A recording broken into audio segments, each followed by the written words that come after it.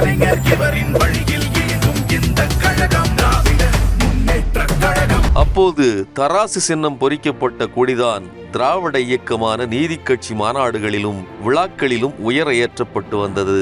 1944 ஆண்டு சேலம் மாநாட்டில் நிறைவேற்றப்பட்ட அண்ணாதுரை தீர்மானம் வாயிலாக திராவிடர் கழகம் என்ற பெயரை சூட்டினார் தந்தை பெரியார். அப்போது தராசு கொடியே பயன்படுத்தப்பட்டது.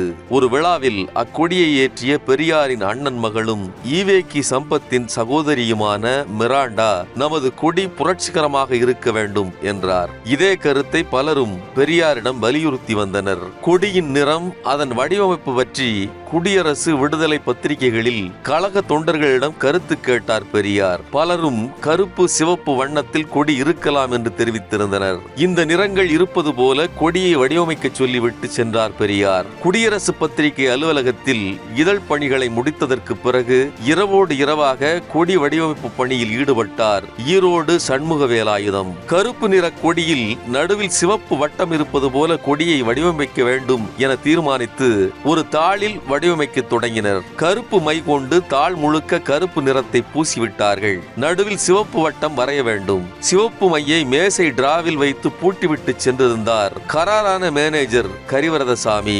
அவர் வருவதற்கு காலை ஆகிவிடும். அதனால் அதற்கு முன் பெரியாரிடம் கொடி வடிவமைப்பை காட்டி ஒப்புதல் பெற வேண்டும். சிவப்பு நிறத்திற்கு என்ன செய்வது என்று அனைவரும் யோசித்துக் கொண்டிருந்த போது குடியரசு பத்திரிகையின் துணை ஆசிரியரான கலைஞர் தன் விரலில் குண்டூசியால் குத்தி கொப்பளித்து வந்த இரத்தத்தால் சிவப்பு வட்டத்தை வரைந்தார். குருதியில் வடிவமைக்கப்பட்ட அந்த கொடிக்கு பெரியார் ஒப்புதல் கொடுத்தார். புதுக்கொடி பறந்தது. கருப்பு சமுதாயத்தில் நிலவும் மூட நம்பிக்கையின் இருள், சிவப்பு வட்டம் அந்த இருளை விரட்டும் பகுத்தறிவு புரட்சியானது. கொள்கையும் குறிக்கோளும் ஒன்றே, லட்சியத்தை அடைவதற்கான பாதைகள் தான் வேறு என திராவிடர் கழகத்திலிருந்து பிரிந்து திராவிட முன்னேற்ற கழகத்தை தொடங்கிய பேரறிஞர் அண்ணா அதே கருப்பு சிவப்பு நிறங்களை சம அளவில் திமுகவின் கொடியில் பயன்படுத்தினார். மேலே கருப்பும் கீழே சிவப்புமாக கொடியை வடிவமைத்ததற்கான காரணத்தையும் விளக்கினார். கருப்பு நிறம் என்பது அரசியல், பொருளாதார, சமுதாய வாழ்வில் உள்ள இருண்ட நிலை. சிவப்பு நிறம் அம்மூன்று துறையில் உள்ள இருண்ட நிலையை போக்கி ஒளி நிலையை உண்டாக்க வேண்டும் என்பதை காட்டும் குறியீடு. இருண்ட நிலையை ஒளிநிலை அழித்துக் கொண்டு வர வேண்டும். இருண்ட வானில் அடியில் தோன்றி எழும்பும் உதய சூரியனை போல் என்ற கருத்துடன் கருப்பு மேலும் சிவப்பு கீழும் வைக்கப்பட்டுள்ளது என்றார் அண்ணா. திமுகவின் இருவண்ண கொடியை தமிழ்நாட்டின் பட்டி தொட்டி எங்கும் ஏற்றி அதிகமான கிளைக்கழகங்களை உருவாக்கியவர் முத்தமிழறிஞர் கலைஞர். 2004 ஆண்டு சேலத்தில் நடந்த சிறப்பு மாநாட்டில் கழக கொடியை ஏற்றி உரையாற்றியவர் இன்றைய கழக தலைவர் தளபதி மு.க. ஸ்டாலின். திமுக எதிர்க்கட்சியாக இருந்த நேரம் கழகத்தினர் அனைவரும் தங்களின் வாகனங்களில் இருவண்ண கொடியை பறக்கவிட வேண்டும் என்றார். கார், இருசக்கர வாகனங்கள், சைக்கிள் என எந்த வாகனமாக இருந்தாலும் அதில் கொடியை பறக்கவிட இது இயக்கத்துக்கு புது தெம்பை கொடுத்தது. மக்களிடம் திமுகவுக்கான செல்வாக்கையும் அதிகமாக்கியது. 2006 ஆண்டு சட்டமன்ற தேர்தலில் திமுக ஆட்சி அமைத்தது.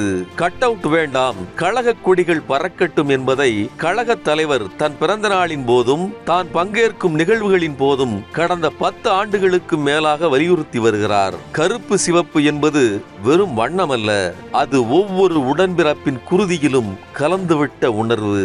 அண்ணாவால் தொடங்கப்பட்டு கலைஞரால் கட்டி காக்கப்பட்டு 75 ஆண்டுகளை நிறைவு செய்துள்ள அரசியல் பேரியக்கமான திமுகவின் பவள விழாவை ஒட்டி வீடுகள் தோறும் கொடியேற்ற வேண்டும் என தலைவர் அன்பு கட்டளையிட்டிருக்கிறார். உள்ளத்தில் கொள்கைகளை பதிய வைத்து இல்லத்தில் இருவண்ண கொடி உயர பறக்கட்டும்.